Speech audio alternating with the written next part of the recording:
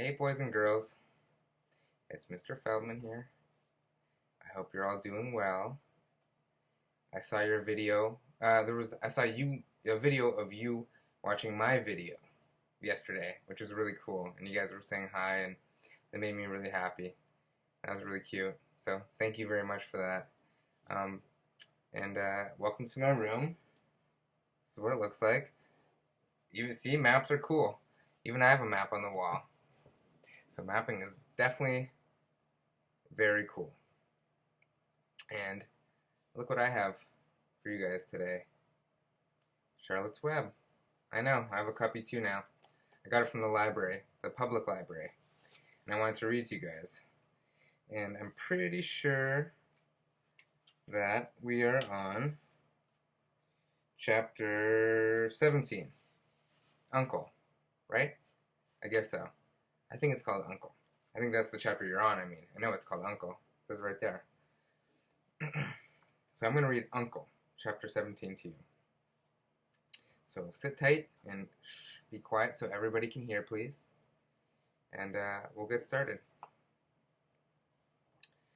When they pulled into the fairgrounds, they could hear music and see the Ferris wheel turning in the sky.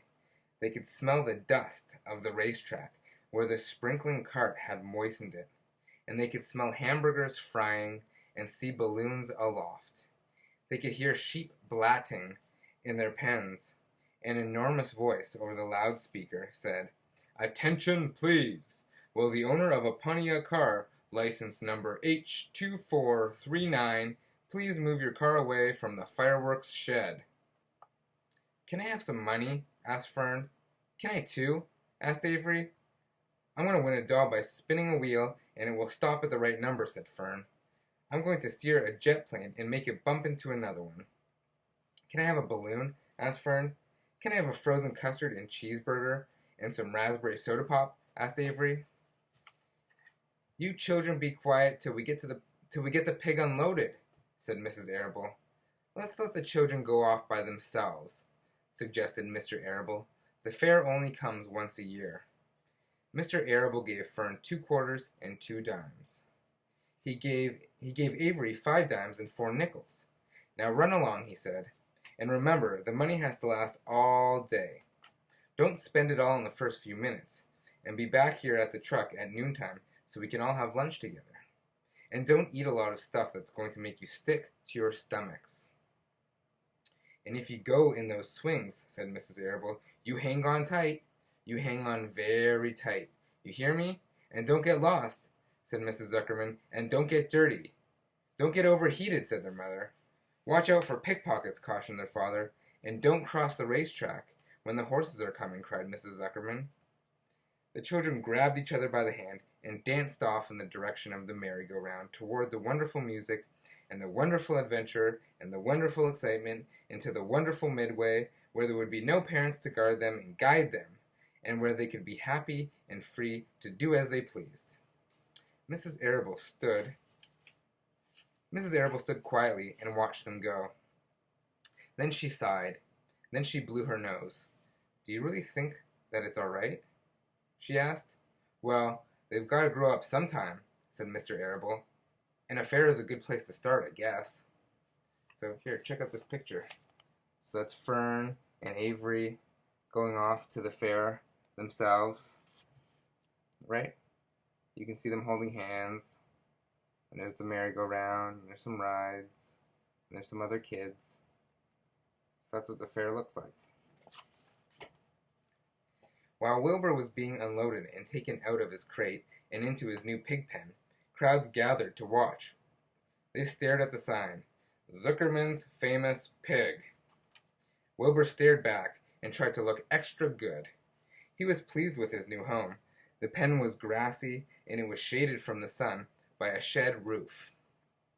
Charlotte, watching her chance, scrambled out of the crate and climbed a post to the underside of the roof. Nobody noticed her.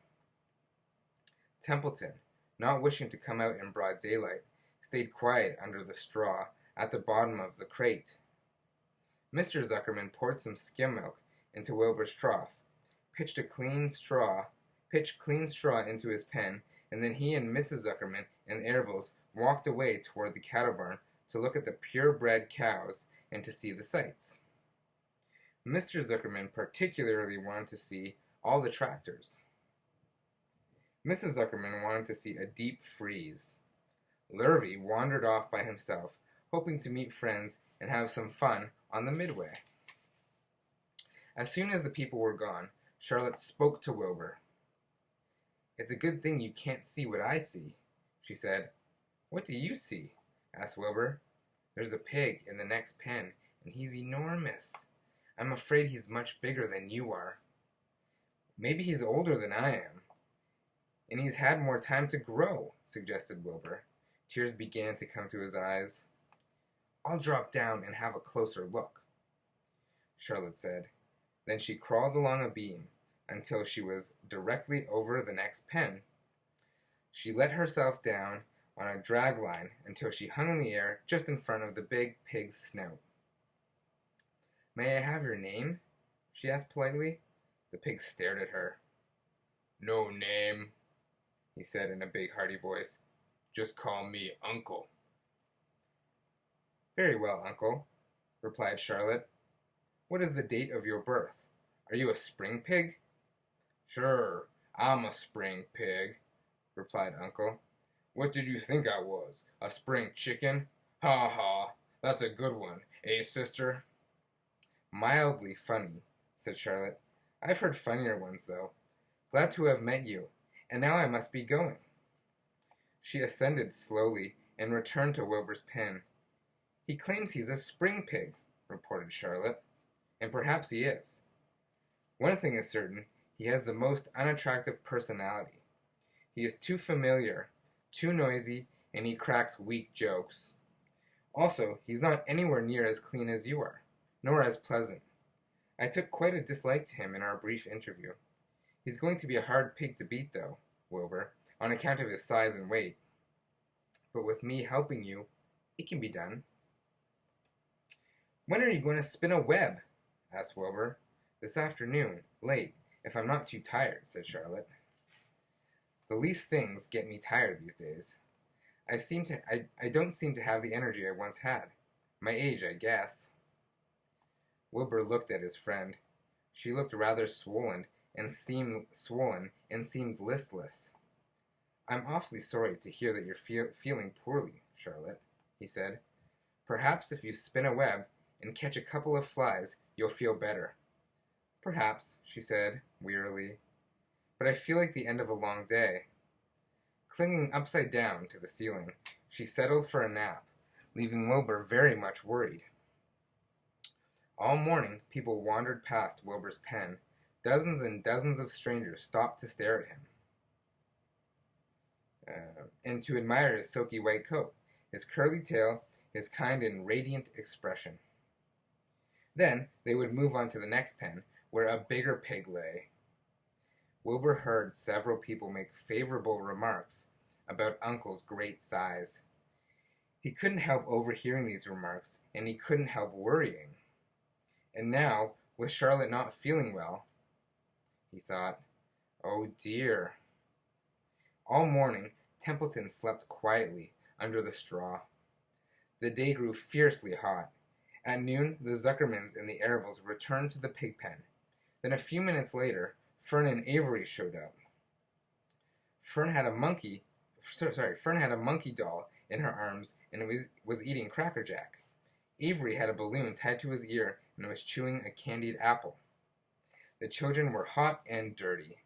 "Isn't it hot?" said Mrs. Zuckerman. "It's terribly hot," said Mrs. Arabel, fanning herself, with an advertisement of a deep freeze. One by one, they climbed into the truck and opened the lunch boxes. The sun beat down on everything. Nobody seemed hungry. "When are the judges going to decide about Wilbur?" asked Mrs. Zuckerman. "Not till tomorrow," said Mr. Zuckerman. Lurvy appeared, carrying an Indian blanket that he had won. "That's just what we need," said Avery, "a blanket." "Of course it is," replied Lurvy, and he spread the blanket across the sideboards of the truck so that it was like a little tent. The children sat in the shade, under the blanket and felt much better. After lunch, they stretched out and fell asleep. And that, boys and girls, is the end of chapter 17. Chapter 18, because I know you're wondering, is called The Cool of the Evening. Ooh, that's intriguing. The Cool of the Evening. What could that one be about? Well, I guess you'll have to wait till tomorrow. And hopefully I can read some more of these to you if I get the time, which I think I will. And I'll try to post as many YouTube videos as I can about the chapter that you're reading, so that you can see me, and it will be kind of like a cool interactive thing to do. Even though I'm not actually in the classroom with you, I can still talk to you guys on the smartboard and on YouTube, which is kind of cool, and I can still read to you. And yeah, maybe we can get through the book together. So that'll be really cool. So I hope you guys have a really, really great afternoon, and enjoy the day. And I'll see you guys. I'm going to come to the zoo on Wednesday. So I'll see you guys for real, the real Mr. Feldman. And I'll see you guys then. Bye. Have a great day.